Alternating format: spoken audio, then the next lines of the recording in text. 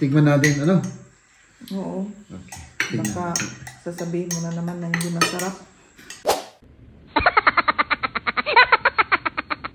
Numero unong problema ko ngayon mga kaibigan, ayun nga po yung sasakyan, no? Kasi kahapon...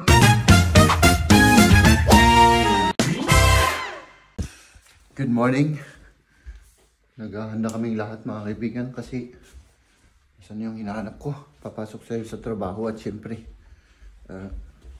school at saka ito naman. Good morning. Morning. Oh, ayan. Parang ang nipis yung suot mo. Oo, naiinitan ako sa trabaho. Ah, okay. Kasi nilalamig yung mga kasama ko mainit sa loob. Ah, okay. Oo. Talagang inaano yung heater. Oo. Oh, sige. Ayan, Hala, mag-prepare na tayo.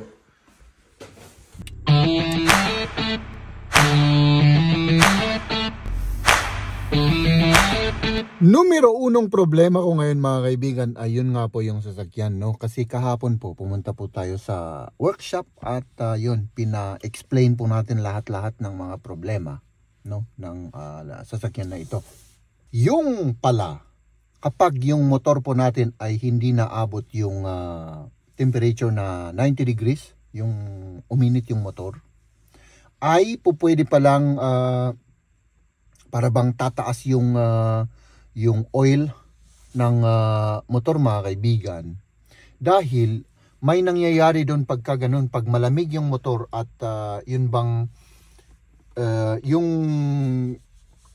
binabaybay po natin or yung minamaneho natin ay ano lang yung short distances, syempre yung motor ay hindi umiinit, no? Kaya sa mga sandaling ito mga kaibigan ay talagang sinadya ko po na mag long cut, na mag long drive para po uminit po yung motor natin, no? Tapos obserbahan po natin kung hindi na mag-a-appear yung signal na yun nga po, kailangan ulit natin ipunta sa workshop yung sasakyan na ito dahil po yung motor oil ay marami, napakarami. So, ang mangyayari doon, may nangyayari doon sa motor na parang yung isang fluid ay na-imimix doon sa motor oil. Eh syempre, itong sasakyan na to, sasabihin, oy, marami ka ng oil, pumunta ka na sa workshop at ipatingin mo yan, no? At pwede pong masira yung motor ng sasakyan po natin. Kaya gusto ko lang pong i-share mga kaibigan. At syempre ngayon ay nasa trabaho na tayo. And let's go to work. Mag-ingat po kayong lahat mga kaibigan. Kain na tayo mga kaibigan. Kumain na tayo. Syempre yung linoto ni Maria. Tikman natin. Ano? Oo. Okay. Baka sasabihin mo na naman na hindi masarap. Eh syempre, alangan naman kung hindi masarap, di talagang sabihin kung hindi masarap. Oh, 'di ba? Kung masarap syempre, sasabihin kong masarap.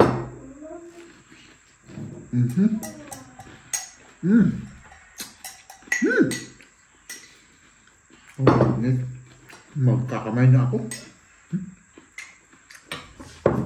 Sarap. Ano bang kinain mo?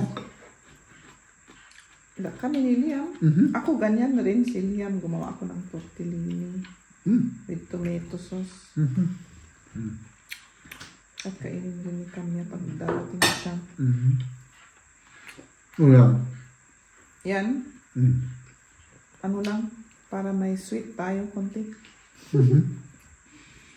Oh my goodness, wow. Gutom ako. Gutom ka? Ikaw? Kumusta naman yung araw mo? Mabuti naman. Nagtrabaho. Gumawa ng assignment. Yun lang. Ay, lumabas sana kami. Pag-meet sana sa kaibigan niya. Pero may sakit yung isang nanay niya. Yung nanay ng kaibigan. Kaya hindi na kami natuloy na magkita sa playground. Hindi na kayo natuloy? Oo. Yun. Kaya, wala. Nandito lang kami sa bahay. Naglaro. Yun. Ay, nako. Ikaw? Hindi ko lang. Siyempre, trabaho. Tapos, yun lang naman.